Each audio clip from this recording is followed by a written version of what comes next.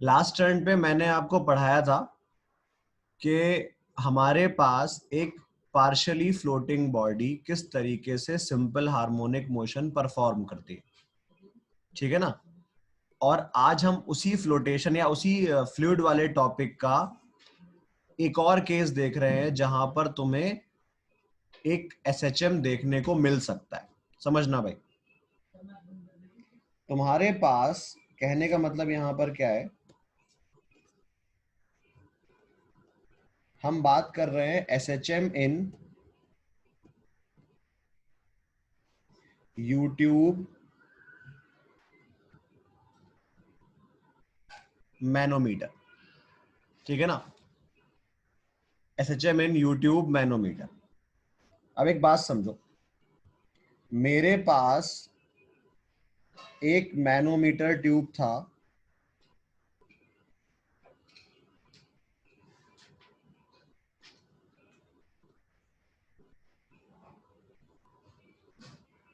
ठीक है ना।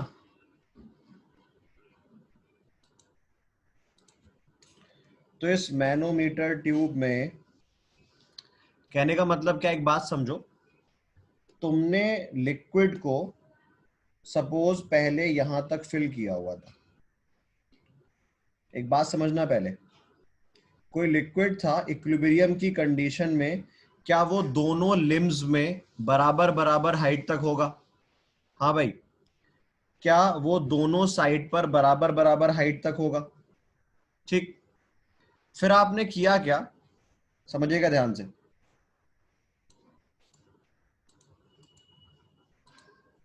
फिर आपने यहां पे किया ये कि ये जो हमारे पास लिक्विड था, इस लिक्विड को, ये है सपोज आपके पास इक्विलिब्रियम लेवल, समझना। फिर हमने किया क्या कि इसको जो है यहां से, मान लीजिए इसको यहां से x दबा दिया गया। जब तुम इसे यहां पे x दबाओगे तो यही लिक्विड सेकंड साइड पर x राइज कर जाएगा और ये दिखने में कुछ ऐसा दिखाई देगा। बताओ भाई, क्या यहां तक बात क्लियर है?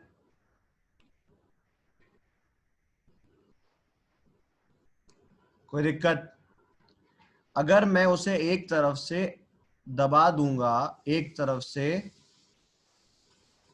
तो x कंप्रेस करूंगा तो क्या सेकंड साइड से x राइज कर जाएगा? और जब ये सेकंड साइड से x राइज कर गया तो यहां पे देखो, क्या इस जगह पर ये 2x amount of liquid,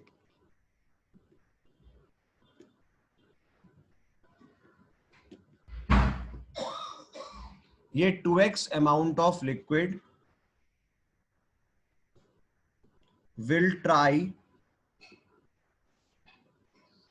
to exert F restoring। क्यों भाई, क्या यहां तक सारी बातें समझ में आ रही है कि अब जब क्या होगा, फिर से बराबर लेवल से 2x लिक्विड ऊपर निकल गया है और जो ये एक्स्ट्रा 2x लिक्विड ये क्या चाहेगा कि चीजें वापस अपने शेप को रिगेन कर लें, ठीक है ना। क्या यहां तक बात समझ में आ रही सब लोगों को?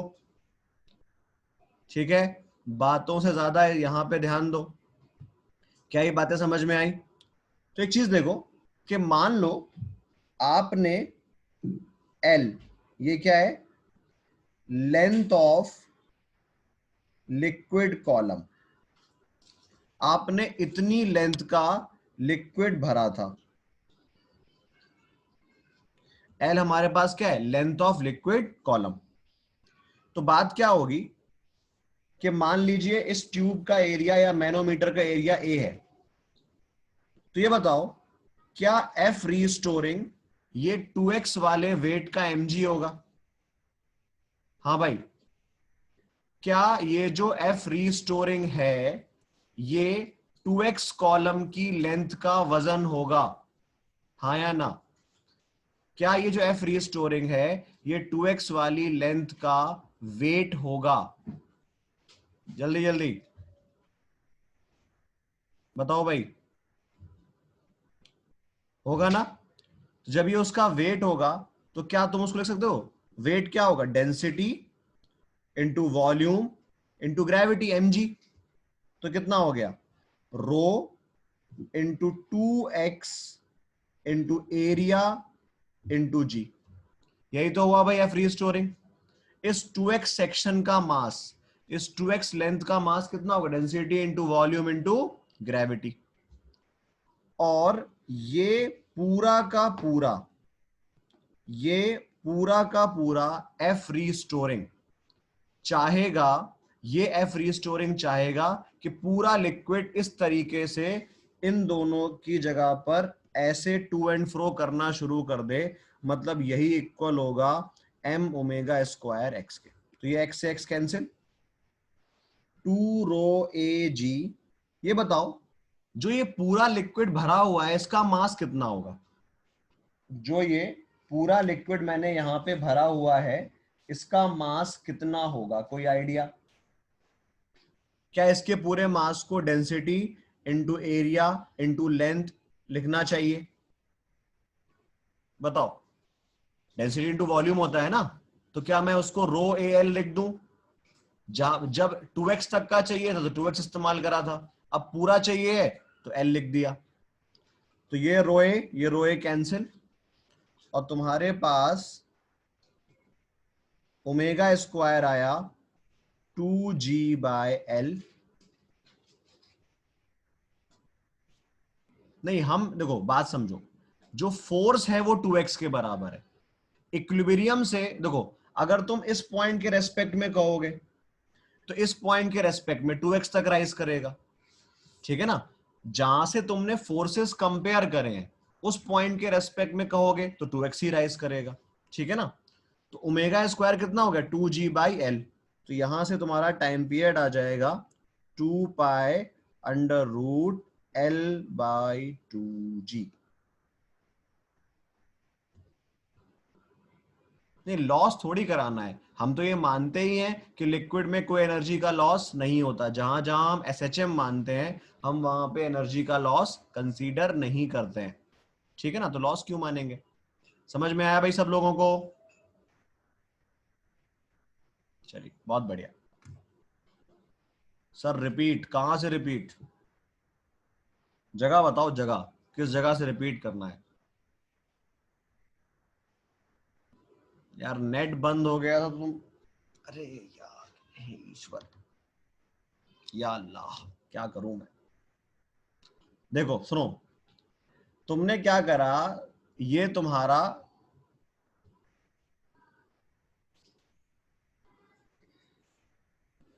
ये तुम्हारा इक्विलिब्रियम लेवल है, ठीक है ना?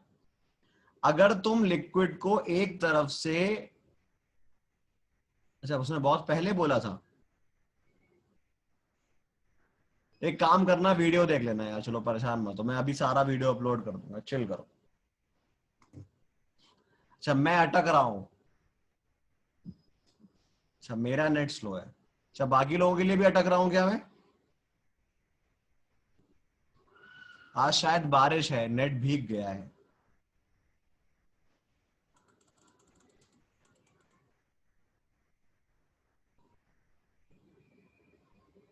आवाज आ रही है? ऐसा मत बोलो कि आवाज नहीं आ रही है यार। ठीक है, समझ में आया भाई? कोई बात नहीं, मैं धीरे धीरे पढ़ाता हूं तो दिक्कत थोड़ी कम आएगी, ठीक है ना? अब देखो, जो मैनोमीटर मैंने तुम्हें बनाया के दिखाया था वो मैनोमीटर एकदम सीधा था, ठीक है ना? हाँ, अगर मैं अपने मैनोमीटर को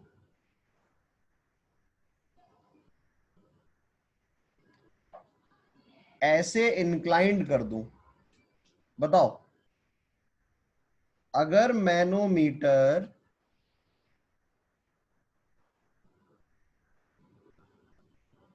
अगर मैनोमीटर, कोई बात नहीं मैं रिपीट कर देता हूं, अगर मैनोमीटर इस तरीके से तिरछा हो, तुम समझो, मैं एक मैनोमीटर ट्यूब लेकर आया जो कि इस तरीके से इंक्लाइंड था, जिसके दोनों लिम्स इंक्लाइंड थे, तो ये बताओ क्या इसके अंदर भरा हुआ लिक्विड भी टू एंड फ्रो मोशन कर सकता है? बात समझ में आ रही है?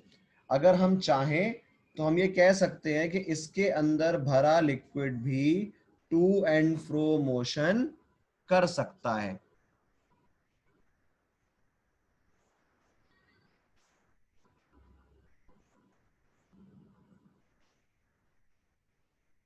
ठीक है ना?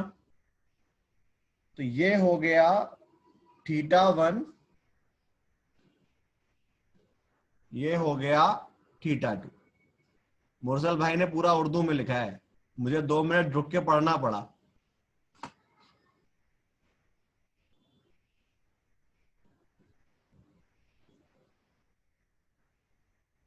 ठीक है? क्यों भाई, यहां तक बात समझ में आई कि अगर दोनों तरफ का, एक तरफ का एंगल θ1 हो और दूसरी तरफ का एंगल θ2, तो क्या ये फिर से SHM कर सकता है? हाँ या ना? अभी भी आवाज नहीं आई यार?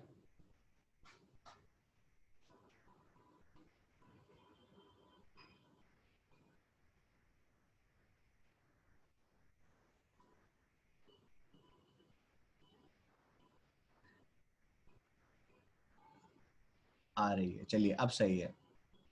अब देखो, तो मैं तुमसे बस ये पूछ रहा हूं कि अगर तुम्हारे पास एक इंक्लाइंड इस तरीके से हो, तो क्या ये भी सिंपल हार्मोनिक मोशन कर सकता है? बात सिर्फ ये है कि क्या यहां पर भी लिक्विड आगे पीछे होके to and fro motion show कर पाएगा? कर पाएगा। तो यहां पे क्या, डायरेक्ट फॉर्मूला याद रखना है कि यहां पे टाइम पीरियड का फॉर्मूला होता है 2π√L upon G sin θ1 plus G sin θ2। बात समझ में आ रही है? या कह सकते हो G ब्रैकेट में sin θ1 प्लस, और यहां पे L क्या है? फिर से L आपके पास है लेंथ ऑफ लिक्विड कॉलम। क्यों भाई, अब तो कुछ ठीक हो गया होगा नेट? अब नेट परमानेंट तो खराब होता नहीं, हल्का फुल्का फ्लक्चुएट करता है।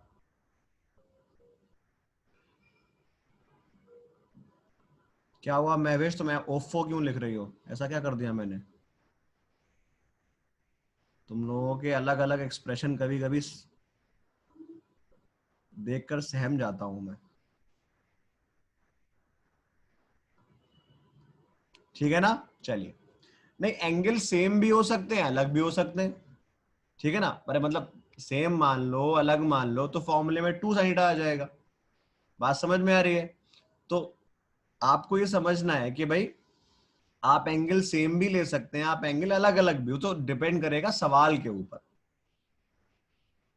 हाँ, तुम लोगों का खौफ है क्योंकि तुम लोगों का हर चीज में अलग अलग एक्सप्रेशन होता है। हम लोग, हमारी कॉम तुम तो जानते हो हमारी कॉम कौन सी है। हमारी कॉम बहुत अच्छी है। हमारी कॉम को पता है कब कैसे रिएक्ट करना है, पर तुम्हारी कॉम को नहीं पता कब कैसे रिएक्ट करना है।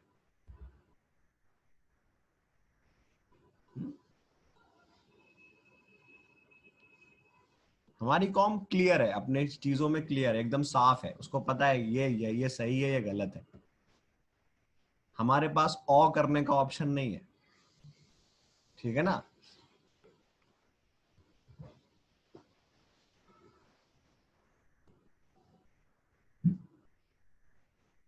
बताओ, तुमने कभी किसी लड़के को करते हुए देखा है? अच्छा है तो हाँ, खराब है तो ना।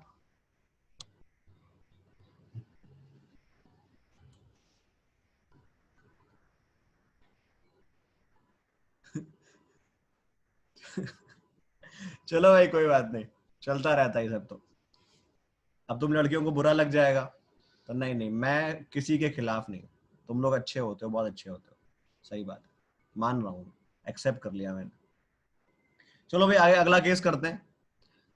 तो अब यहाँ पे हमारे पास क्या है कि ये एक सिंपल है, आपको फॉर्मूला याद रखना है और कुछ नहीं।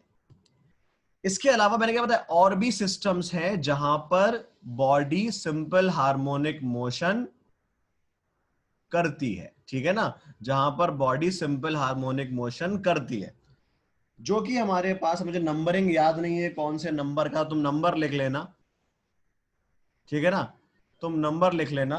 अब नंबर 5th है 6th है, मुझे याद नहीं है एग्जैक्टली, तो नंबर तो अपने आप करेक्ट कर लेना। मैं लिख दे रहा हूं SHM इन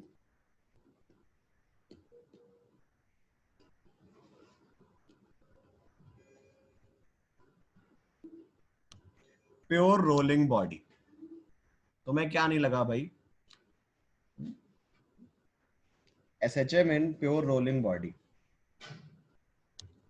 अब देखो, कहने का मतलब क्या हुआ, तुम्हें पता है ना कि तुम्हारी कॉम ऐसी है, तो बुरा क्यों लगेगा तुम्हें, तुमने सच को एक्सेप्ट कर लिया है, तुम अच्छी बच्ची हो।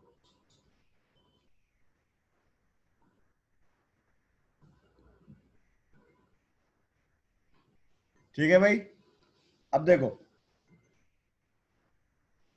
अच्छा नंबर 7th है तो 7th कर देते हैं। अब देखो क्या हुआ, आप एक स्प्रिंग लेकर आए और आपने उस स्प्रिंग को एक राउंड बॉडी से अटैच कर दिया। क्या कर दिया, एक राउंड बॉडी से। तुम्हें याद होगा कि राउंड बॉडी का इनर्शिया हुआ करता था, हम लोग लिखते थे कि जनरल राउंड बॉडी का kmr², जहां पे k की वैल्यू, ठीक है ना, तो कहने का मतलब क्या है, आई क्या है, kmr²। तो kmr² जो है वो रिंग के लिए 1 होता है, डिस्क के लिए 1/2 होता है, सॉलिड सिलेंडर के लिए 2/3 है, हॉलो के लिए 2 जो भी था। कहने का मतलब क्या है, हमारे पास हॉलो के लिए इसको 2/3 लेंगे, सॉलिड के लिए 2/5 लेंगे, तो वो सारी बातें आपको याद है। क्यों भाई, जो एक आध लोग नए हैं जिन्होंने ये तरीका मुझसे नहीं पढ़ा या कुछ और पढ़ रखा होगा पहले अपने 11th में, उनको बता दूं कि मैं I = kmr² लिखाता हूं, जहां पे k क्या है, कॉफिशिएंट ऑफ mr²। जैसे रिंग का मोमेंट ऑफ इनर्शिया mr² होता है, तो हम k को मतलब 1 लेंगे। डिस्क का mr²/2 होता है, तो हम k को 1/2 लेंगे, ठीक है ना। अब देखो भाई, कहने का मतलब क्या है कि ये इस तरीके से रहता है, स्फीयर है तो 2/3 होगा k। क्यों भाई, समझ में आया नए लोगों को, मुझे नए लोगों के नाम वैसे पता है, बस उन लोगों से कंफर्म करना है, ठीक है, उनको ये बात समझ में आई कि हम के क्या इस्तेमाल कर रहे हैं। चलिए, तो देखो क्या हुआ यहां पे। अब बात ये आती है कि सर ये एसएचएम कैसा करेगा, ये किस तरीके से एसएचएम करेगा, ठीक है, ये एसएचएम किस तरीके से करेगा ये बात समझो। तो एसएचएम करने में क्या है कि अगर मैं इस बॉडी को मान लो ए डिस्टेंस तक खींचकर छोड़ दूं, तो ये बताओ क्या ये अपने एसएचएम में घूमते हुए आगे जाएगा और घूमते हुए पीछे आएगा। हाँ भाई, अब तो मेरी बात का जवाब दो और चैट में बहस मत करो, ठीक है, क्या ये घूमता हुआ आगे जा रहा होगा और घूमता हुआ पीछे आएगा, ठीक है। तो यही चीज है एसएचएम बाई या इन प्योर रोलिंग, कि ये बॉडी रोल करते हुए आगे गई और रोल करते हुए पीछे आई, तो क्या होगा, body will roll to and fro. जो बॉडी है वो टू एंड फ्रो में रोल कर रही होगी, ठीक है ना, बॉडी टू एंड फ्रो में रोल करते हुए आगे जाएगी, रोल करते हुए पीछे आएगी, रोल करते हुए आगे जाएगी, रोल करते हुए पीछे आएगी। क्यों भाई, क्या सब लोगों को यहां तक बातें समझ में आई है, क्लियर ये चीज, चलो बढ़िया। तो अब बात ये आती है कि इस टाइप को कैसे किया जाएगा। देखो एसएचएम को कैलकुलेट करने के या टाइम पीरियड को कैलकुलेट करने के बहुत सारे तरीके हैं, ठीक है ना, कैलकुलेट करने के बहुत सारे तरीके हैं, जिसमें एक बहुत इंपॉर्टेंट मेथड है जो अक्सर इन सारी जगहों पे काम आता है, जहां पे आपके पास स्प्रिंग है, या कह सकते हो कहीं ना कहीं 2-3 टाइप ऑफ एनर्जी का इस्तेमाल है, जैसे यहां पर, हम यहां पे लगाएंगे कंजर्वेशन ऑफ एनर्जी, या सिंपली कह सकते हो कि इस जगह पर हम टाइम पीरियड कैलकुलेट करने के लिए हम लगाएंगे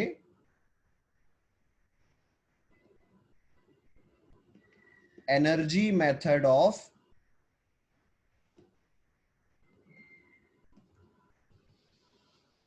देखो भाई, मैं थोड़ी बहुत उर्दू पढ़ लेता हूं, पर मैंने ना एलिमेंट्री उर्दू थी मेरे पास 11th क्लास में, ठीक है, और एलिमेंट्री उर्दू में मेरे नंबर आए थे 40,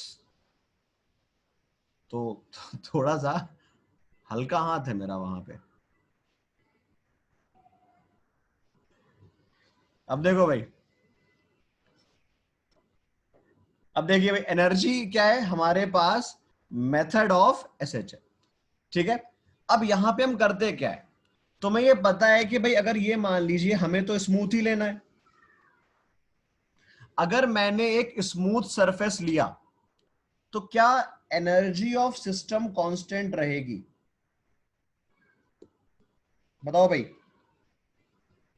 क्या एनर्जी ऑफ सिस्टम कांस्टेंट होगी? अरे अलिफ बे नहीं पढ़ाते, बहुत टफ होती है एलिमेंट्री उर्दू भाई साहब, क्या समझ, क्या पता तुम्हें? मजमून लिखने को आता है पूरा पूरा हमारे स्कूल के ऊपर।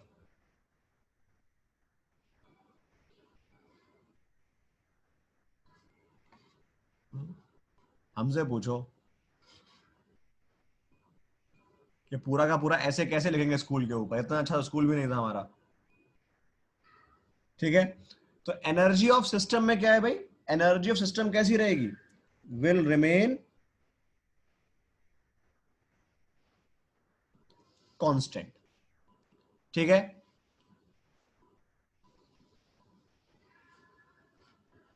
अब देखो भाई, तो मैं क्लास के बाद सुनाऊंगा अपनी एलिमेंट्री उर्दू की कहानी, फिलहाल ये सुनते हैं। अब क्या हुआ कि एनर्जी ऑफ सिस्टम क्या रहेगी, कांस्टेंट होगी। अब दो क्या है, तो इसका मतलब क्या है कि हम ये कह सकते हैं that total energy is equals to constant, और ये जो टोटल एनर्जी है वो काइनेटिक प्लस पोटेंशियल का सम होती है, ठीक है ना।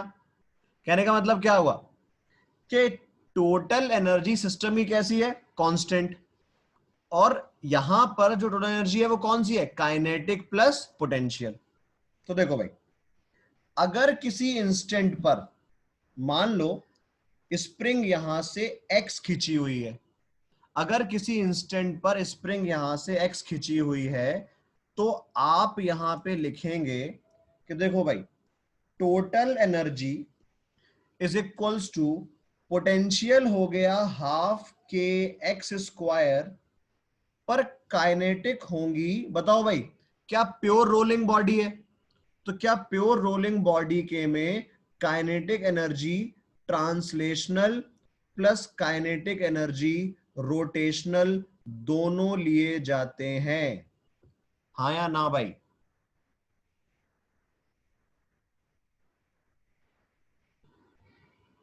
ठीक है, तो क्या तुम लोगों को याद है कि मैंने केई रोलिंग का डायरेक्ट फॉर्मूला लिखवाया था, half m v square 1 + k, बताओ भाई, half m v square 1 + k, क्या ये लिखवाया था? तो ये दोनों इन टोटल क्या है, के ही रोलिंग है, तो आप क्या लिखेंगे, आप लिखेंगे total energy is equals to half के x square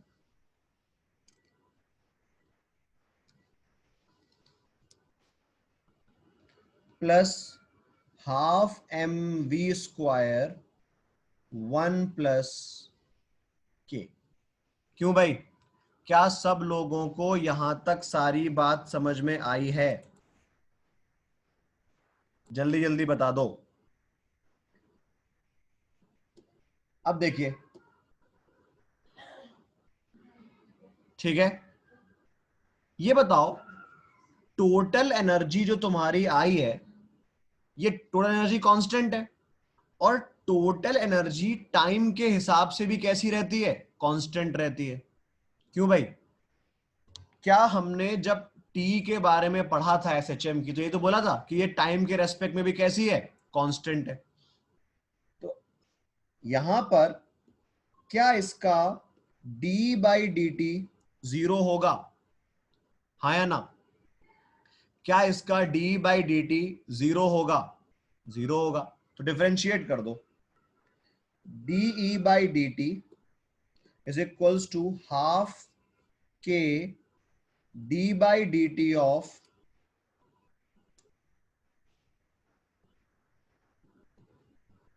x square plus half M 1 plus के D we square by D T. बता दो भाई, क्या सही लिखा है यहां तक? देख लो, क्या आप लोगों को इतनी बात एकदम क्लियर है? ठीक है, क्या यहां तक सारी बातें साफ साफ समझ में आई हैं? बहुत बढ़िया। तो ये वाला टर्म हो गया जीरो। ये बताओ, अगर मैं इसको इधर ले आऊं तो ये हो गया माइनस हाफ के, क्या एक्स स्क्वायर का differential 2x dx by d T होगा? बिकॉज x और t दो अलग अलग फंक्शन है, x और t दो अलग अलग फंक्शन है, तो क्या लगाएंगे, चेन रूल लगाएंगे। पहला स्टेप हो जाएगा नॉर्मल डिफरेंशिएशन, और फिर dx बाई डी टी लिखा हुआ रह जाएगा। सेम तरीके से हाफ m 1 प्लस के, और इसका डिफरेंशियल होगा 2v dv बाय dt। क्यों भाई, क्या डिफरेंशियल जो मैंने अभी यहां पे किया है समझ में आया? अब तुम एक चीज देखो, बस यहां पे ना एक छोटी सी प्रॉब्लम चल रही है। प्रॉब्लम एक चीज चल रही है, तुम तो शायद लिखते हुए आए होगे यहां तक, ठीक है ना? तुम यहां तक लिखते हुए आए होगे। तो खैर, एक काम करो, तुम स्प्रिंग कांस्टेंट को जो है वो के नॉट लिख दो। स्प्रिंग कांस्टेंट को के, ये दोनों के अलग अलग है, ये दोनों के अलग अलग है, तुम उसे के नॉट लिख दो, ठीक है ना? तो कहने का मतलब क्या है कि इस जगह पर ये 2 और 2 कैंसिल, ये 2 और 2 कैंसिल। ये बताओ, ये dx बाई डी टी क्या वेलोसिटी होता है? ये dx बाई डी टी क्या वेलोसिटी होता है?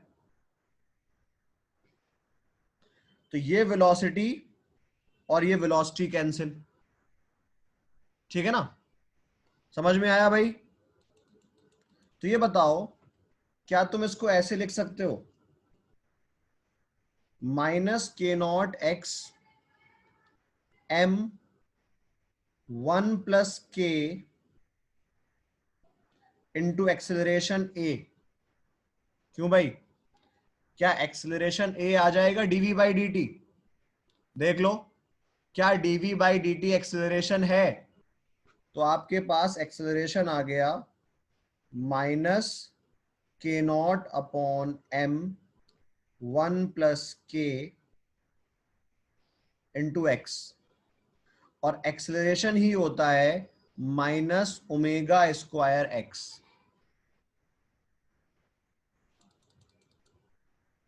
तो ये आपके पास आ जाएगा a is equals to, sorry,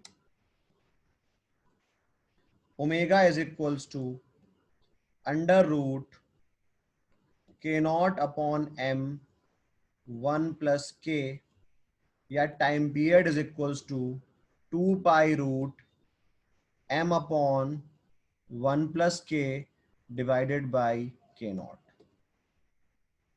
या चाहो, एक मिनट करता हूं रिपीट, या चाहो तो इसको ऐसे लिख लो कि 2 pi root M upon 1 plus C divided by के, where C is coefficient of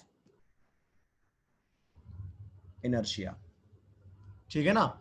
चाहो तो इस तरीके से भी लिख सकते हो, अगर तुम्हें के और के नॉट में कंफ्यूज नहीं होना है तो। बात क्या है कि एकदम आइडेंटिकल फॉर्मूला है स्प्रिंग पेंडुलम का, बस अंडर रूट में ऊपर 1 + c और आ गया है। बस अंडर रूट में ऊपर 1 + c और आ गया है। क्यों भाई, समझ में आया? अभी सीमाल रिपीट कर रहा हूं, बाकी लोगों से पूछ लूंगा एक बार, फिर एक साथ रिपीट कर दूंगा। बताओ भाई, समझ में आया बाकी लोगों को? चलो, अब देखो सीमाल, एक बात समझो। जब तुम डिफरेंशिएट करते हो तो डिफरेंशिएट करने में, सुन लो, डिफरेंशिएट करने में एक सिंपल रूल होता है कि हम यहां पे d/dt(x² कर रहे हैं। तुम्हें याद होगा कि पावर आएगी मल्टीपल में और पावर में -1, ये तब होता है जब तुम d/dx करते। तो हमने क्या करना है, हमें यहां पे चेन रूल लगाना है।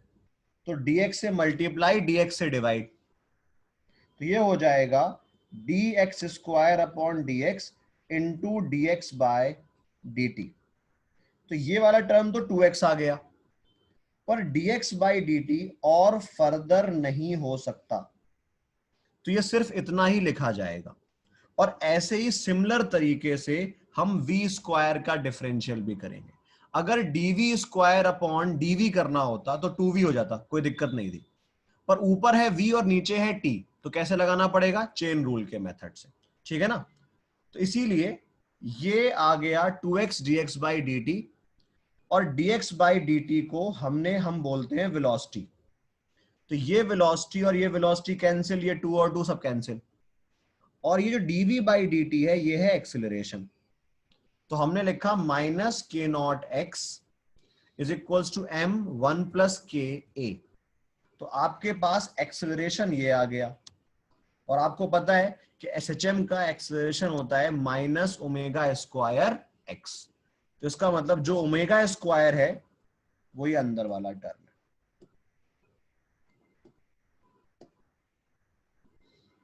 जो ω² है वो ये अंदर वाला टर्म है। हाँ मुझे पता है, बीच में 1 मिनट के लिए नेट कुछ गड़बड़ हुआ था। तो जो अंदर वाला टर्म है वो हमारे पास ω² के बराबर है, तो उसी से रिलेट कर लिया है। क्यों भाई, समझ में आ गया सब लोगों को? कोई परेशानी?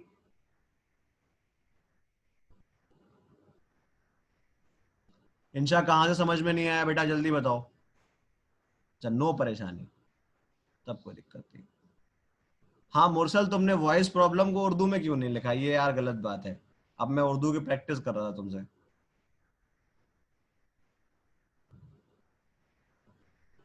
देखो, तुम लोगों के कहने पे अपनी पहचान मत बदलो। जो तुम करते हो वो करते रहो, लोगों का काम है कहना।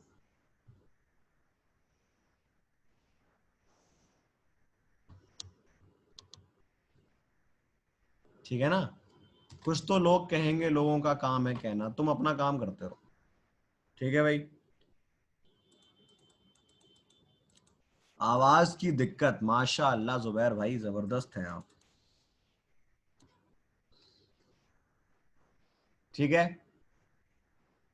चलो अब एक सवाल करके बताओ।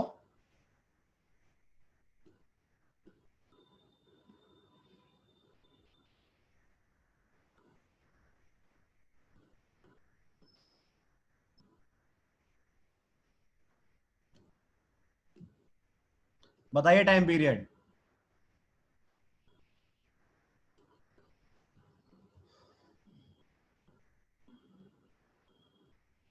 बताओ टाइम पीरियड सब लोग।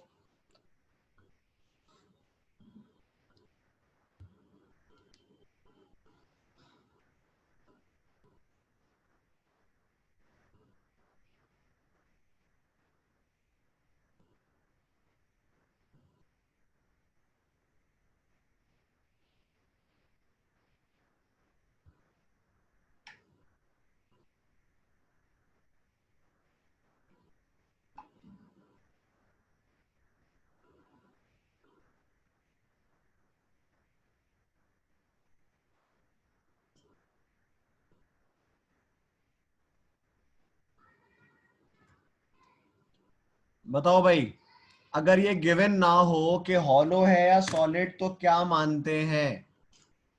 चलो अब बताओ, मैंने इसलिए जानबूझ के लिखा था ये।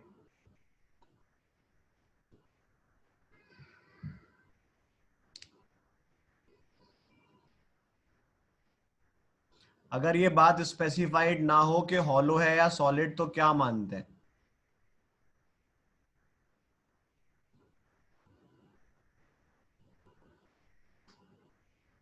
बाकी लोग?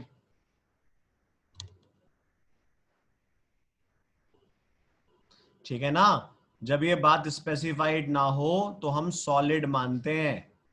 ठीक है, जब ये बात स्पेसिफाइड ना हो तो तुम्हारे पास टाइम पीरियड का फॉर्मूला था 2 pi under root m/k 1 + c।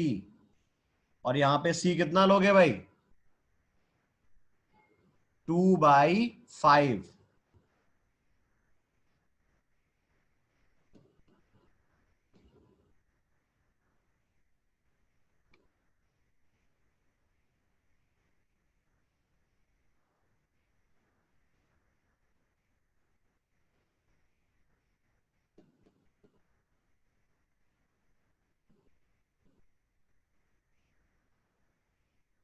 समझ में आया भाई सब लोगों को, या कोई तकलीफ?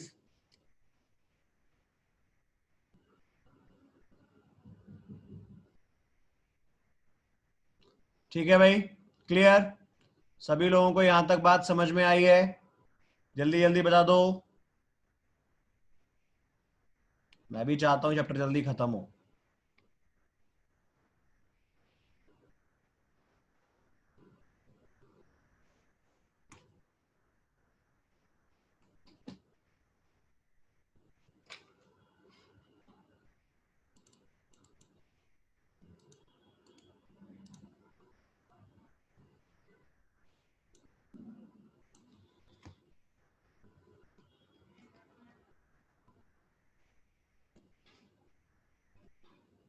अब देखो भाई, कहने का मतलब यहां पर यह है कि हमारे पास ऐसे बहुत सारे डिफरेंट डिफरेंट केसेस हैं, जो अब कुछ तुम्हें सवालों में मिल जाएंगे, कुछ मैंने यहाँ पे करा दिए हैं। ये सारे हमारे सिलेबस में जो आपको देखने को मिलते हैं, एक सिस्टम जहां पर एसएचएम हो सकता है। ठीक है ना, एक सिस्टम जहां पे एसएचएम हो सकता है। इसके बाद लास्ट का जो हमारा टॉपिक है वो थोड़ा बहुत थ्योरेटिकल सा है, जहां पे हमें ऑसिलेशन में थ्योरेटिकल टाइप ऑफ ऑसिलेशन या जो कैटेगरीज हैं वो पढ़नी है, जिसको हम कहते हैं अपनी आसान भाषा में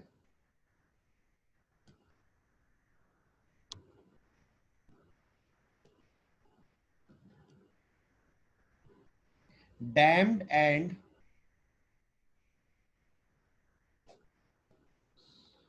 अनडैम्ड ऑसिलेशंस। ठीक है ना, डैम्ड एंड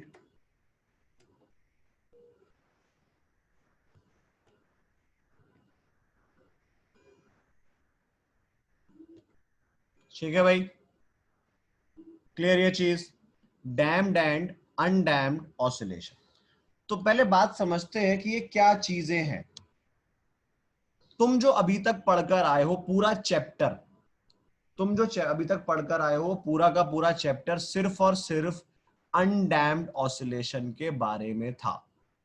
ठीक है ना, अभी तक हमने जो कुछ भी पढ़ा है वो सारी बातें अनडैम्ड के बारे में थी।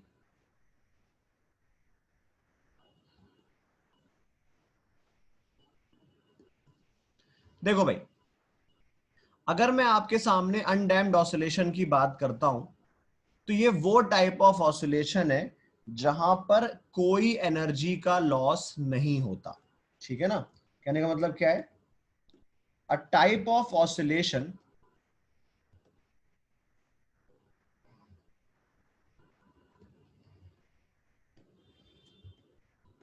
which is under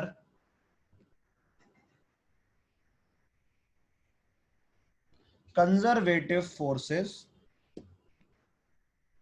where no loss of energy occurs। क्यों भाई, क्या आप लोगों को यहां तक मेरी बात समझ में आई है?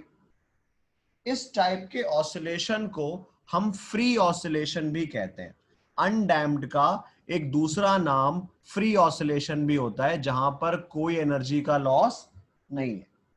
मतलब ये बात कैसी है कि अगर आप मान लो आप एक स्प्रिंग लेकर आए और आपने उससे एक ब्लॉक एम को हैंग कर दिया, एंड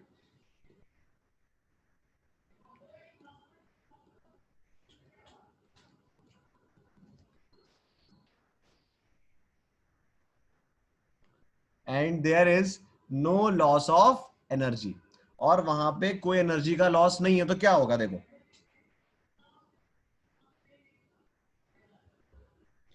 ऐसे केस में जो एसएचएम है, मान लो डिस्प्लेसमेंट का तुम ग्राफ बनाओ, तो अभी से लेकर इनफाइनाइट टाइम तक उसके एम्पलीट्यूड पर कोई फर्क नहीं पड़ेगा।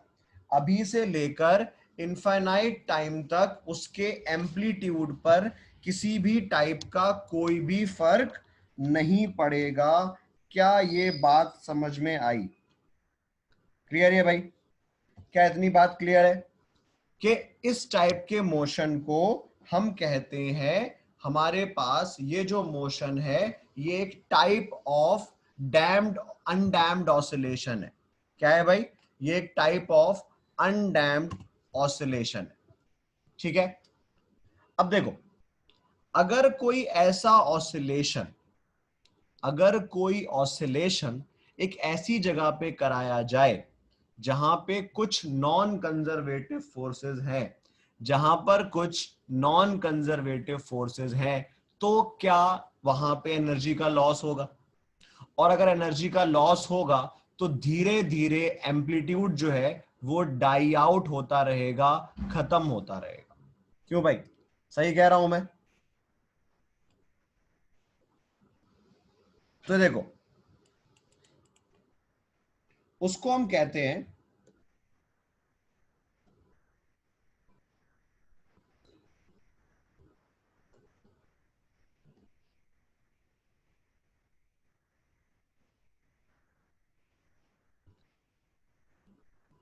अच्छा, देखो बात समझो, मैंने बस इतनी सी बात बताई है कि अगर तुम्हारे पास कोई बॉडी है जो ऐसे फोर्सेस की प्रेजेंस में एसएचएम कर रही है जो एनर्जी के लॉस करा सकते हैं, अगर एनर्जी के लॉसेस वो करा सकते हैं, तो तुम्हारे उस मोशन का जो एम्पलीट्यूड है वो धीरे धीरे धीरे धीरे डाई आउट हो जाएगा, खत्म हो जाएगा। ठीक है ना? डैम्प्ड ऑसिलेशन क्या है? अ टाइप ऑफ ऑसिलेशन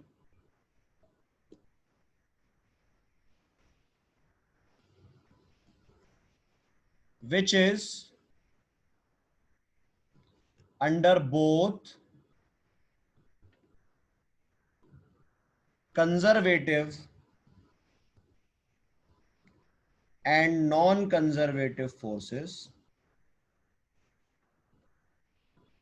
ठीक है ना? which is under conservative and non-conservative forces। In this type of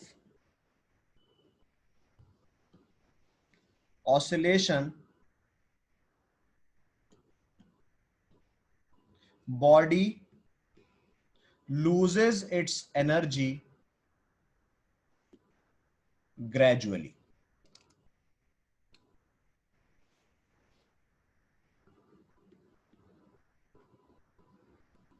बताओ भाई, क्या यहां तक मेरी बात आप लोगों को समझ में आई है?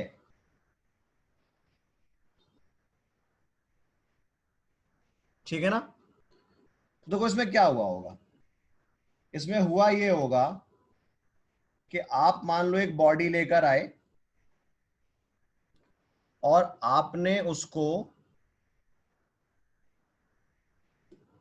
ऐसे हैंग करा और सराउंडिंग में एयर है, सराउंडिंग में एयर है।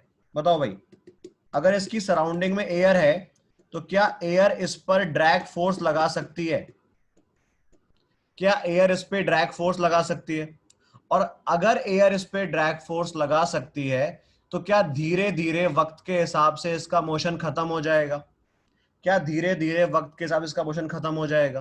तो हो सकता है जब तुमने बॉडी को एसएचएम कराना शुरू करा हो तो उसका एम्पलीट्यूड बहुत ज्यादा हो,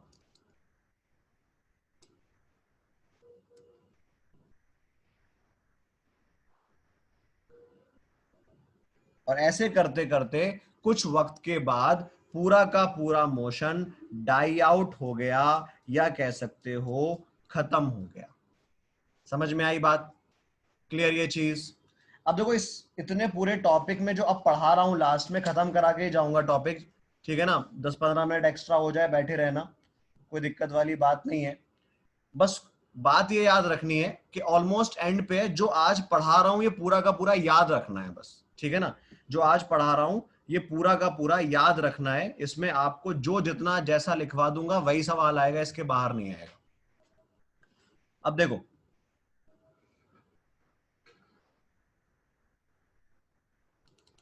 आपको याद होगा कि हमारे पास F इक्वल्स टू माइनस के एक्स या F प्लस के एक्स की इक्वेशन इक्वल्स टू 0 था जब हमारे पास वो एक अनडैम्ड मोशन था।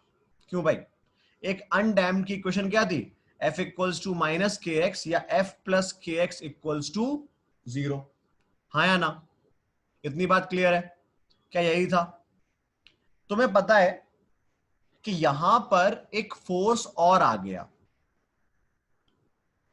इन जनरल एसएचएम या in general oscillation, drag force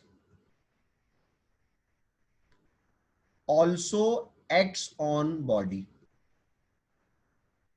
जो ड्रैग फोर्स है ये भी बॉडीज पर लगता है। तो एक बात बताओ, क्या हमने हर जगह ड्रैग फोर्स के बारे में यही पढ़ा है कि ये बॉडी की वेलोसिटी के अपोजिट होता है? क्यों भाई? क्या हमने हर जगह यही बोला है कि ड्रैग फोर्स बॉडी की डायरेक्शन ऑफ वेलोसिटी के अपोजिट होता है?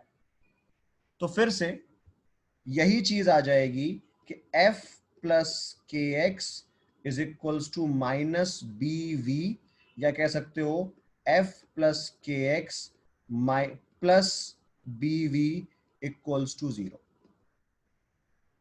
जहां पे B क्या है? B तुम्हारे पास ड्रैग कांस्टेंट है।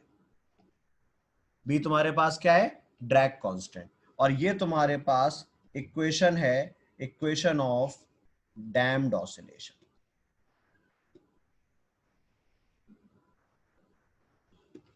Equation of damped oscillation. ठीक है भाई? क्लियर ये चीज?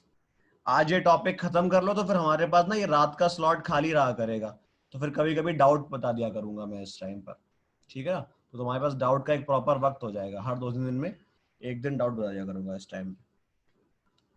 ठीक है? सही रहेगा फिर ये। अब देखो, तो बात क्या हुई कि हमारे पास जो एम्पलीट्यूड है वो ग्रेजुअली डिक्रीज करके खत्म हो जा रहा है। तो इन डैम्ड ऑसिलेशन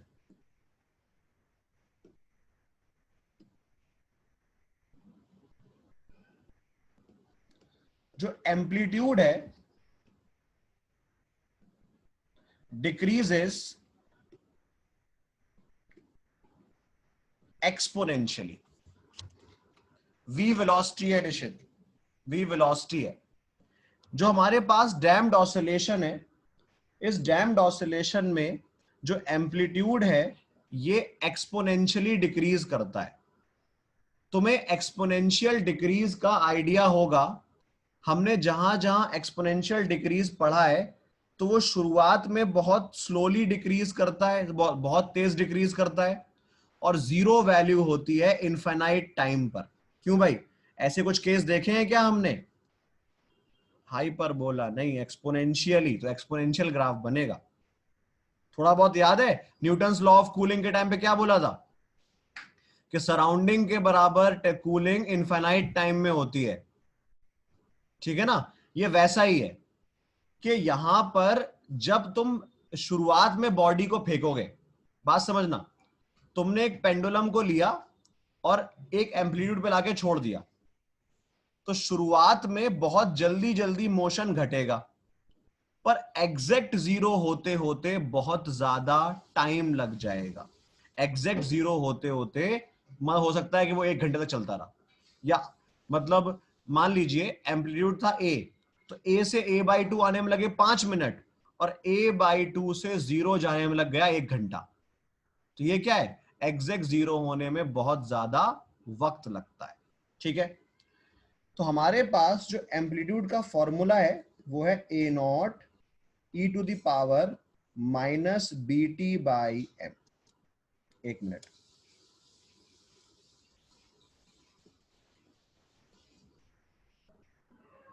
ये तुम्हारे पास एम्पलीट्यूड ऑफ एसएचएम का फॉर्मूला है। जो एम्पलीट्यूड ऑफ एसएचएम है, डैम्ड ऑसिलेशन, वो इस तरीके से डिक्रीज करता हुआ जाता है। ठीक है ना। अब देखो, मान लीजिए इनिशियली इसकी एनर्जी थी ½ k A0²। बताओ भाई, क्या टोटल एनर्जी ½ k A² होती है? तो इसका मतलब टोटल मैकेनिकल एनर्जी इनिशियल कितनी होगी, ½ k A0²। और अगर एम्पलीट्यूड कम हो रहा है तो टोटल मैकेनिकल एनर्जी भी कम हो रही है। और हमारे पास किसी भी इंस्टेंट पर एनर्जी का फॉर्मूला होता है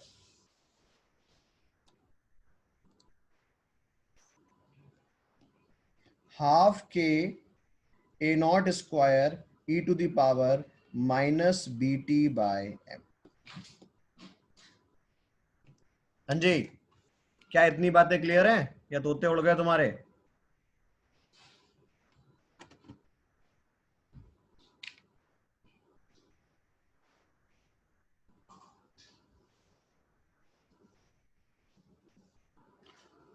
हाँ भाई, समझ में आया?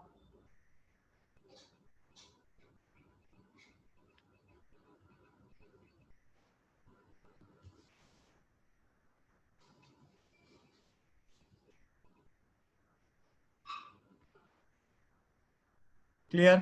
चलिए, नहीं तो ए का जब स्क्वायर करोगे तो स्क्वायर करने पे वो नीचे वाला 2 हट जाएगा। सर ये ब्लू वाला समझ में नहीं आया, तो ब्लू वाला समझना नहीं है, याद रखना है। समझा देता हूं, याद रखना है। हमारे पास जो एम्पलीट्यूड है, जो जिस रेट से डिक्रीज कर रहा है, उसका फॉर्मूला है A=A0 - ये एम्पलीट्यूड के डिक्रीज का फॉर्मूला है। एसएचएम की पूरी एनर्जी होती है ½ k A0²। तो जो एनर्जी भाई, अगर एम्पलीट्यूड घटेगा तो एनर्जी घटेगी, तो एनर्जी जिस रेट से घट रही है वो है ½ k A0² (-bt/m). ठीक है ना, स्क्वायर करने से नीचे वाला 2 हट गया है। क्या सब लोगों को यहां तक मेरी बातें समझ में आई हैं? हाँ जी, तो ये बताओ, जो ये डैम्ड ऑसिलेशन है, क्या ये एकदम रियल केस ऑफ एसएचएम है? ऐसा ही रियल में होता है? क्यों भाई, क्या ऐसा ही रियल में होता है? मैंने तुम्हें एक झूले में बिठाला, जानते हो झूला जो रस्सी से बंधा होता है,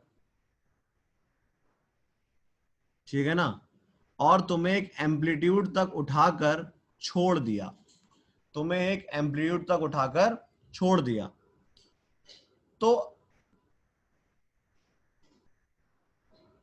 हाँ, अनडैम्ड आइडियल होता है, और छोड़ दिया, तो क्या तुम इनफाइनाइट टाइम तक उसी एम्पलीट्यूड तक ऑसिलेट करते रहोगे? नहीं, हमारे पास कई सारे फ्रिक्शन है। मान लो रस्सी में, जहां पे ऊपर रस्सी बांधी होगी वहां फ्रिक्शन लग रहा होगा, तुम्हारी बॉडी पे एयर ड्रैग लग रहा होगा, तो धीरे धीरे धीरे धीरे वो मोशन हमारा डाई आउट हो जाएगा। ठीक है ना, बात समझ में आई?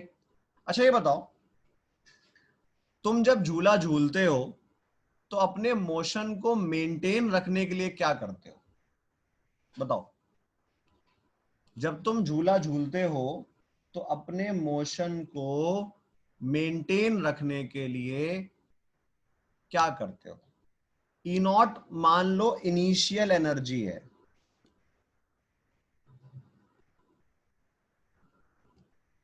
Initial T E not, initial amplitude. बताओ भाई, आपने देखा होगा कि, हाँ बहुत अच्छा बहुत अच्छा, नवाब हो तुम सबके सब। हाँ बताओ भाई, तुम में कितने लोग नवाब हैं जो अपने पीछे एक आदमी रखते हैं तुम्हें धक्का देने के लिए? जबरदस्त। ठीक है, खैर, तो क्या करते थे आप कि हम जब झूला झूलते थे तो या तो अपने पैरों से एक फोर्स लगाते थे, अपने पैरों से एक फोर्स लगाया करते थे, अदरवाइज हम पीछे एक इंसान रखते थे जो हमें धक्का दिया करता था। क्यों भाई, यही था, ऐसी बात थी ना कि भाई अगर तुम नवाब नहीं हो तो अपने पैरों से फोर्स लगाओगे, और नवाब हो तो पीछे एक आदमी रख लोगे जो तुम्हें एक फिक्स इंटरवल ऑफ टाइम पर फोर्स लगाकर धक्का देता रहेगा, और तुम्हारा मोशन कैसा हो जाएगा? मेंटेन हो जाएगा। हाँ भाई, क्या इतनी बात सही है? तो इस टाइप के मोशन को, जहां पर हमने कोई एक्सटर्नल फोर्स लगाया, इस टाइप के एसएचएम को जहां पर हमने कोई एक्सटर्नल फोर्स लगाया, उस टाइप के मोशन को कहा जाता है फोर्स्ड ऑसिलेशन। मैं फ्रोजन हो गया हूं, क्या अब सबके पास आवाज आ रही है भाई? सब लोग सुन पा रहे हैं ना? हाँ रिपीट कर रहा हूं, परेशान मत हो, बिल्कुल परेशान मत हो, बिल्कुल टेंशन, मैं रिपीट कर रहा हूं, चिल करो, टेंशन मत लो। 10 मिनट का, 10 मिनट और सुन लो, बस हो गया टॉपिक, 10-15 मिनट की बात है। ठीक है, अब देखिए, कहने का मतलब मेरा यहां पर यह है कि हमारे पास, मैंने ये बताया था कि जब हम जनरल कंडीशन में एक नॉर्मल एसएचएम मोशन होता है, ठीक है ना, जिसमें एनर्जी का लॉस भी है, हम उस एनर्जी के लॉस को कंपनसेट करने के लिए या तो अपने पैरों से फोर्स लगाते हैं या अपने पीछे एक आदमी खड़ा करते हैं। क्यों भाई? तो आपने देखा होगा, ये बताओ, जब तुम अपने पैरों से फोर्स लगाते हो तो उस वक्त तुम कहां पर होते हो, मीन पर या एक्सट्रीम पर?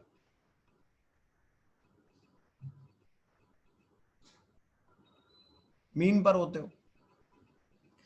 और जब तुम अपने पीछे एक बंदा खड़ा करते हो तो वो कहां बैठा होता है, मीन पर या एक्सट्रीम पर? एक्सट्रीम पर। ठीक है ना?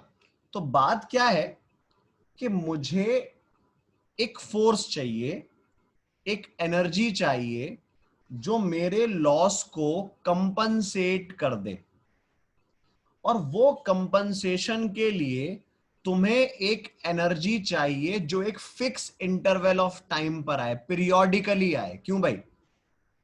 क्या तुम्हें एक एनर्जी चाहिए जो तुम्हारे पास पीरियोडिकली आए या कांस्टेंट आए? बताओ भाई, क्या धक्का लगाने वाला तुम्हें एक एक्सट्रीम से दूसरे एक्सट्रीम तक लेकर जाता है और लेकर आता है? क्यों भाई? क्या धक्का लगाने वाला तुम्हें एक एक्सट्रीम से लेकर जाता है और दूसरे से फिर लेकर नहीं?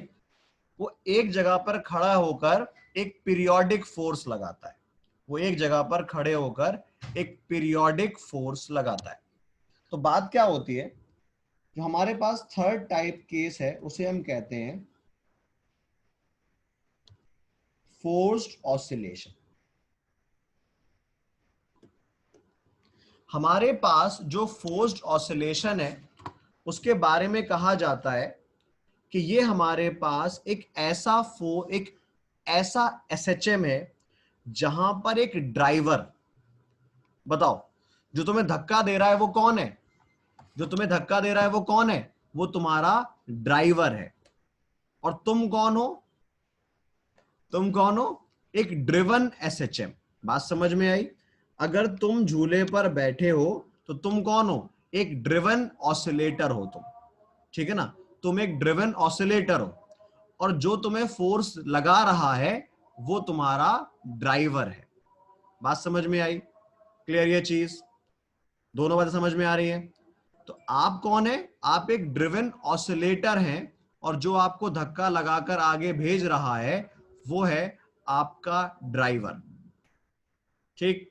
क्या यहां तक बातें समझ में आई है? तो ये देखा गया है। अब कुछ बातें समझो। अगर कोई मोशन नहीं होता, सॉरी, अगर कोई एक्सटर्नल फोर्स नहीं होता जो मुझे सपोर्ट करता, तो हर बॉडी की अपनी खुद की एक नेचुरल फ्रीक्वेंसी होती है। बात समझना, कुछ बातें मैं अभी समझा रहा हूं फिर लिखवाऊंगा। हर बॉडी की अपनी खुद की एक नेचुरल फ्रीक्वेंसी होती है, उसके लेंथ मास की वजह से, सराउंडिंग के एनवायरनमेंट की वजह से उसके और एसएचएम की एक फ्रीक्वेंसी होती है। उस फ्रीक्वेंसी को उसकी नेचुरल फ्रीक्वेंसी कहा जाता है। बात समझ में आई? भाई मैं अगर एक पेंडुलम बन जाऊंगा तो मेरे लेंथ और मास की वजह से मेरी बॉडी की एक खुद की एक फ्रीक्वेंसी होगी। उस फ्रीक्वेंसी को उसका नेचुरल फ्रीक्वेंसी कही जाती है। डैम्ड की बात कर रहा हूं, अनडैम्ड की बात नहीं कर रहा। अनडैम्ड तो स्पेशल केस हो गया, वहां तो सब कुछ कांस्टेंट ही है। मैं डैम्ड में ही बोल रहा हूं कि डैम्ड में भी हर बॉडी की अपने डायमेंशन, अपने मास, अपनी लेंथ, अपने मोशन की वजह से एक यूनिक नेचुरल फ्रीक्वेंसी होती है। तो होता क्या है कि हम जब फोर्स लगाते हैं, हम जब फोर्स लगाते हैं मोशन को मेंटेन करने के लिए, तो ये देखा गया है कि अल्टीमेटली जो बॉडी होती है वो ड्राइवर फ्रीक्वेंसी के बेसिस पर एसएचएम परफॉर्म करना शुरू करती है, अपनी नेचुरल फ्रीक्वेंसी से ऑसिलेट नहीं करती। बात समझ में आई? ये सब ऑब्जर्वेशनल है, तुम्हारे सिलेबस में कोई डेरिवेशन नहीं है इन बातों का। क्या याद रखना है कि जब हमने उस पर अपना, मैं ड्राइवर था, तुम ड्रिवन बॉडी थी, ठीक है ना, तुम पर फोर्स लगाना शुरू किया, तो अल्टीमेटली तुम्हारे मोशन की फ्रीक्वेंसी मैं डिसाइड करूंगा। तुम्हारी natural frequency slowly die out हो जाएगी। इमेजिनेशन नहीं है ये, इमेजिनेशन नहीं है, इसके प्रूफ्स तुम्हारे सिलेबस से बहुत बाहर के हैं, बस इतनी सी बात है। ठीक है ना? ये कोई इमेजिनेशन नहीं है, रियल में ऐसा होता है। पर बात क्या है कि ये सारी बातें तुम्हारी सिलेबस की बाउंड्री से बहुत बाहर की हैं। बस तुम्हारे एनसीईआरटी में लास्ट में बस इसका नाम दिया गया है कि एक एसएचएम है, फोर्स ऑसिलेशन, डैम्ड ऑसिलेशन, तो हमें इनके बारे में पता होना चाहिए। ठीक है? तो फोर्स ऑसिलेशन क्या है? A type of damped oscillation,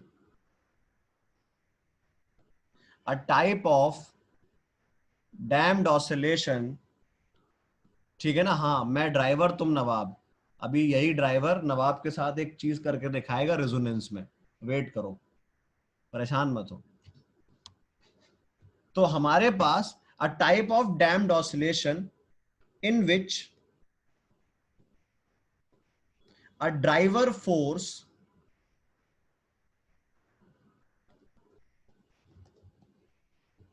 is used to maintain the oscillation of driven oscillator। ठीक है ना? Driven oscillator. ठीक है भाई? तो कहने का मतलब क्या है कि यहां पर क्या होता है, एक ड्राइवर फोर्स होता है जो अपनी फ्रीक्वेंसी लेकर आता है और उस फ्रीक्वेंसी की मदद से आपके मोशन को मेंटेन करना चाहता है। और इसमें अल्टीमेटली होता क्या है, इन forced oscillation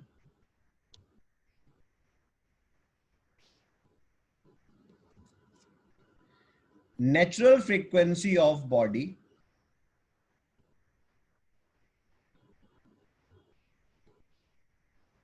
dies out, whereas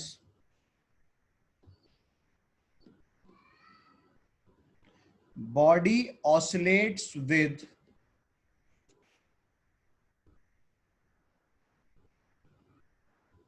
driver frequency, ठीक है ना। और इसकी जो इक्वेशन होती है वो होती है F plus K X plus B V is equals to F naught cos omega D T. Sine भी हो सकता है पर मैक्सिमम जगहों पर किताबों में कॉस लिखा होता है, इसीलिए मैंने कॉस लिख दिया। साइन भी हो सकता है, कोई बड़ी बात नहीं है। समझ में आया भाई? मैंने कॉस ओमेगा टी क्यों लिया है? Because we need a periodic force. एक पीरियोडिक फोर्स, एक ऑसिलेटिंग फोर्स होता है वो भी, जो हमारे लॉस को कंपनसेट करता है। क्या भाई यहां तक बातें समझ में आई हैं?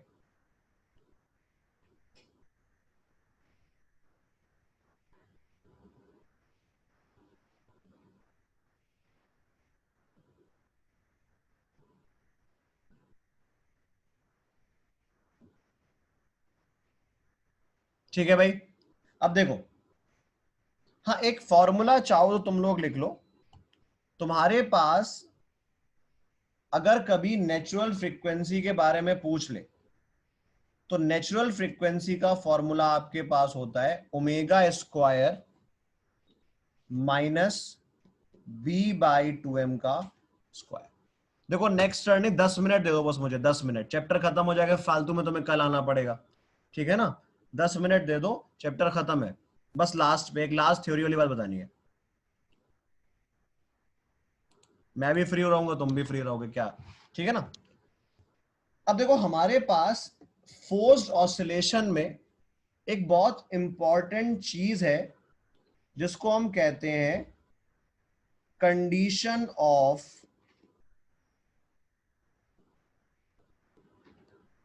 रेजोनेंस। कंडीशन ऑफ रेजोनेंस, ये चीज समझो, ये क्या है? What is condition of resonance? तुमने कभी कभी ऐसा देखा होगा, या इसकी बहुत हिस्ट्री है, कि ऐसा मान लो ये लगभग बात है 1860s के अराउंड की। ये वो जमाना था जब और दूसरे कंट्रीज में जो डेवलप होना शुरू हो गए थे, वहां पे थोड़ी बहुत ऊंची ऊंची बिल्डिंग्स बनना स्टार्ट हो गई थी, ठीक है ना। हाँ मैं अब हिस्ट्री पढ़ाऊंगा। हाँ इंडिया ये बहुत डेवलप था, ठीक है, मान लिया मैंने। अब इस बात की बहस नहीं कर रहे हैं हम कि कौन था कौन नहीं था। तो कहने का मतलब क्या है कि नॉर्मली इन सारी बातों की पढ़ाई इंग्लैंड इंग्लैंड वाले लोगों ने करी है, तो इंग्लैंड इंग्लैंड के आसपास ही कहीं की बात है ये। तो हुआ क्या कि एक जनरल परसेप्शन हमारे दिमाग में क्या है, एक बात बताओ, अगर किसी शहर में अर्थक्वेक आता है जहां पे बहुत सारी छोटी और ऊंची बिल्डिंग्स हैं, तुम्हें क्या लगता है अर्थक्वेक में सबसे पहले कौन सी बिल्डिंग गिरेगी? बताओ भाई। मान लो किसी शहर में 1 फ्लोर से लेकर 10 फ्लोर तक की बिल्डिंग्स हैं, तो 1 फ्लोर से लेकर 10 फ्लोर तक की बिल्डिंग है, तो तुम बताओ सबसे पहले चांसेस किसके हैं गिरने के? 10 फ्लोर की बिल्डिंग के। एक जनरल दिमाग में क्या आता है, जो सबसे ऊंची होगी वो सबसे पहले गिरेगी। हाँ सही कह, जिसकी किस्मत खराब होगी वो पहले गिरेगी, ठीक है ना। तो बात क्या है कि एक जनरल दिमाग में क्या आता है कि अगर आप किसी शहर में गए, आपने देखा बहुत ऊंची बिल्डिंग है, आप सोचते हैं कि गिरेगी तो क्या होगा। क्यों भाई, दिमाग में यही आता होगा ना। अब जो लोग दुबई उबई होकर आए होंगे वो बुर्ज खलीफा को देख के सोचते होंगे कि गिरेगा तो क्या होगा। तो बात क्या हुई कि जब ऊंची बिल्डिंग को देखते हैं तो हमें लगता है कि अर्थक्वेक में यही वाली बिल्डिंग गिरेगी। और 1860s के पहले, 1860s क्या, आज भी लोग यही, तुम लोग यही सोचते हो, ठीक है ना, तुम लोग भी यही सोचते हो। तो कहने का मतलब क्या है, जनरल लोगों को आज भी यही लगता था और तब भी यही लगता था कि हमारे पास अगर कहीं पे अर्थक्वेक आएगा तो जो बिल्डिंग सबसे ऊंची होगी वो सबसे पहले गिरेगी। तो हुआ क्या भाई, उस शहर में आया अर्थक्वेक, और अर्थक्वेक आने के बाद जब अर्थक्वेक आया तो ये ऑब्जर्व करा गया कि ना ऊंची बिल्डिंग्स गिरी हैं ना छोटी बिल्डिंग्स गिरी हैं। एक एक मॉडरेट हाइट की, मान लो कि 4 फ्लोर की सारी बिल्डिंगें गिर गई। उन्होंने क्या ऑब्जर्व करा कि अगर मेरे यहां 1 फ्लोर से लेकर 10 फ्लोर तक की बिल्डिंग्स थी, मेरे यहां या किसी शहर में 1 फ्लोर से लेके 10 फ्लोर की बिल्डिंग्स थी, तो अर्थक्वेक आने के बाद ये ऑब्जर्व करा गया कि मान लो 4 फ्लोर की सारी बिल्डिंग्स गिर गई, ना 3 से नीचे गिरी, ना 5 से ऊपर वाली गिरी। गिरी कौन सी? सिर्फ और सिर्फ 4 फ्लोर वाली। तो लोगों ने सोचा कि नहीं, इसका मतलब यहां पे कोई और बात भी है, यहां पे सिर्फ एक फैक्टर ऊंची छोटी बिल्डिंग नहीं है, यहां पे कुछ और बात भी है, और वो बात थी कंडीशन ऑफ रेजोनेंस। कहने का मतलब क्या है, या तुमने कभी कभी झूले में देखा हो कि भाई ठीक है, हमारा जो वो है नवाब, वो आगे बैठा हुआ है और मैं बीइंग अ ड्राइवर उसको पीछे से एक पीरियोडिक फोर्स लगा रहा हूं। क्यों भाई? तुम हो कौन? नवाब। मैं कौन हूं? ड्राइवर। मैं पीछे खड़ा हूं। तुम हो कौन से? Driven SHM. तो क्या हुआ कि मैं तुम्हें फोर्स लगा रहा था, तो ऐसा देखा गया है कि वैसे तो जो एक्सटर्नल फोर्स होता है, बॉडी उसी की फ्रीक्वेंसी से ऑसिलेट करती है। क्या? कि फाइनली सिस्टम की फ्रीक्वेंसी वही होती है जो ड्राइवर की होती है। लेकिन बाय चांस ये ऑब्जर्व करा गया कि मान लो किसी बॉडी की नेचुरल फ्रीक्वेंसी 10 हर्ट्ज थी, और जो वहां पर एक्सटर्नल फोर्स आया उसकी फ्रीक्वेंसी भी 10 हर्ट्ज थी।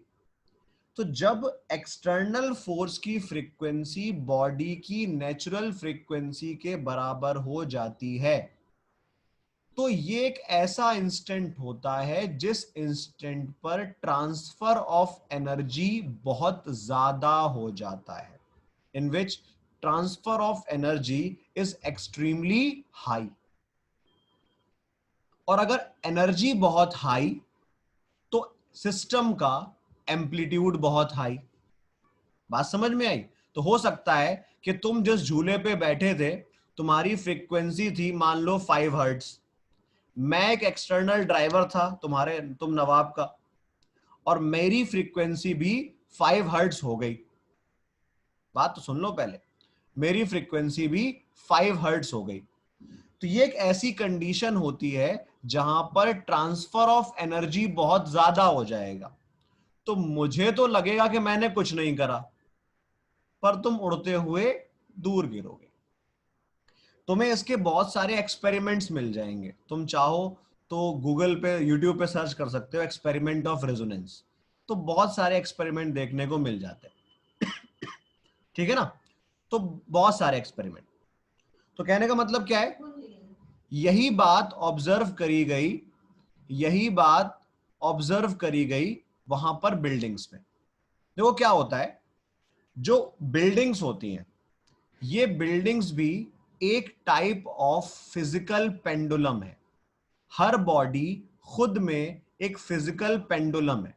जो ऊंची ऊंची बिल्डिंग्स होती हैं, ये सब की सब खुद में एक फिजिकल पेंडुलम है, खुद में एक फिजिकल पेंडुलम है।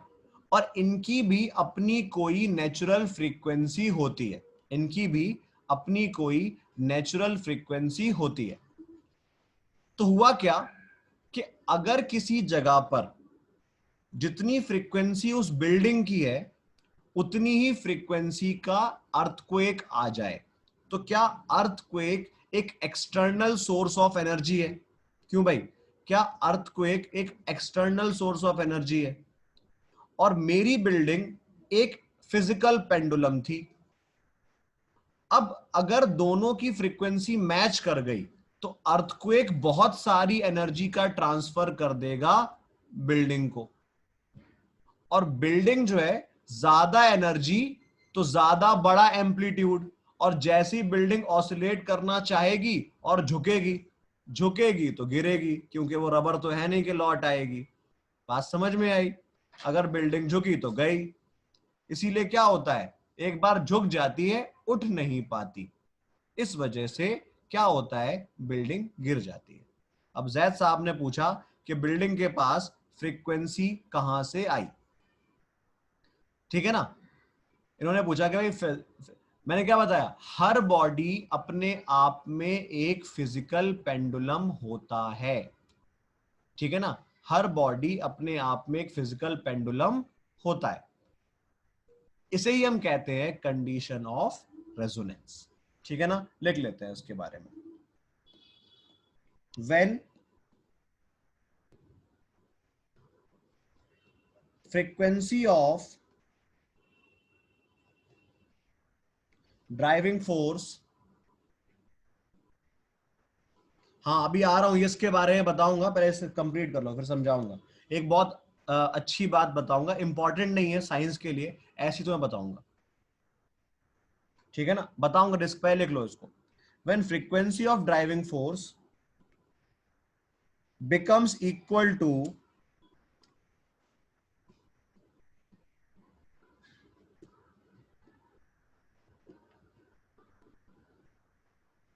natural frequency of body,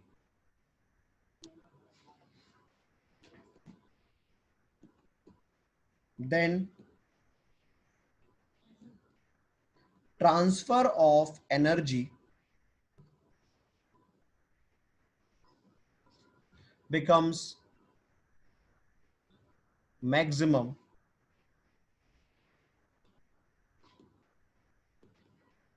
and amplitude is very high।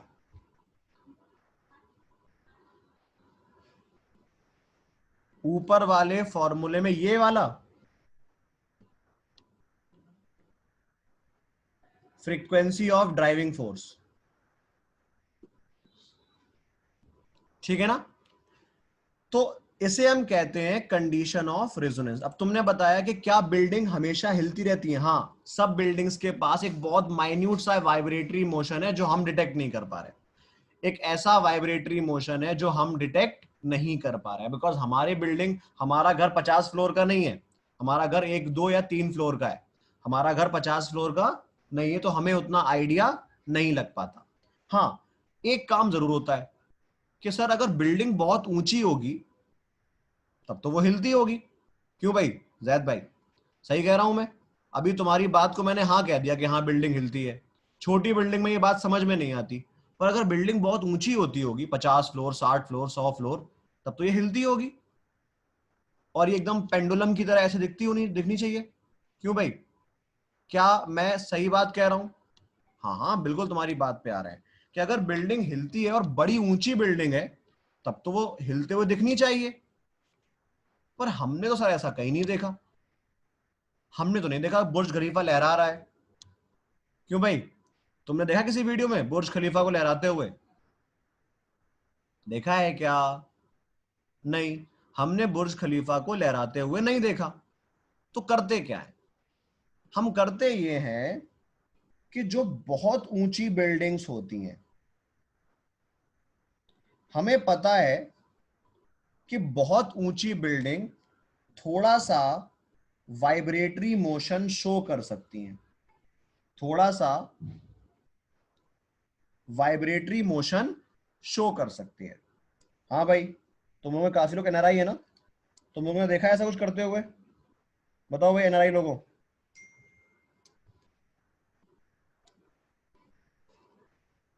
तुम में कितने लोग एनआरआई हैं वैसे?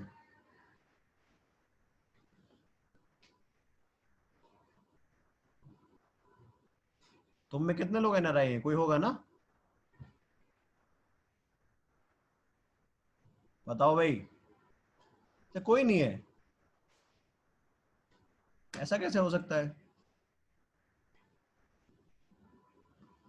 ये तो गलत बात है।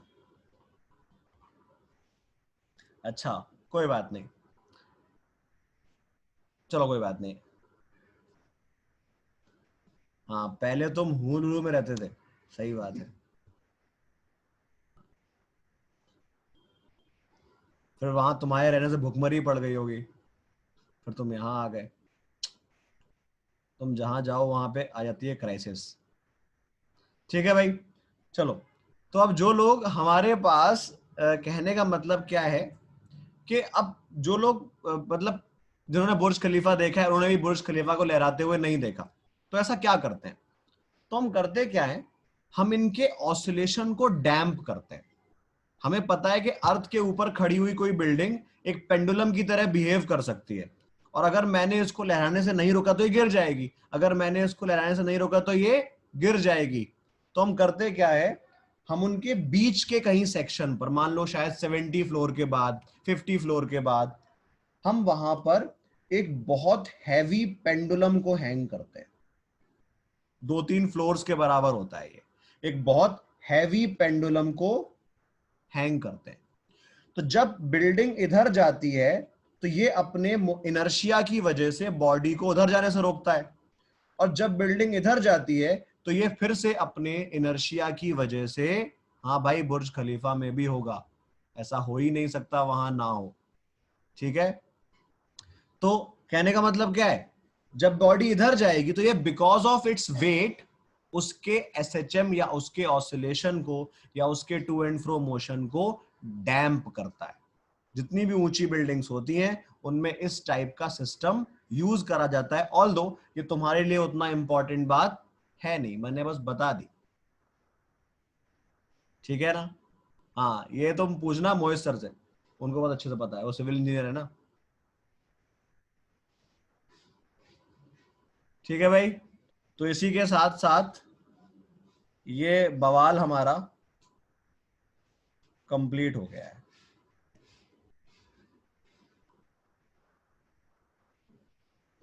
हाँ, मोहित सर सिविल इंजीनियर है।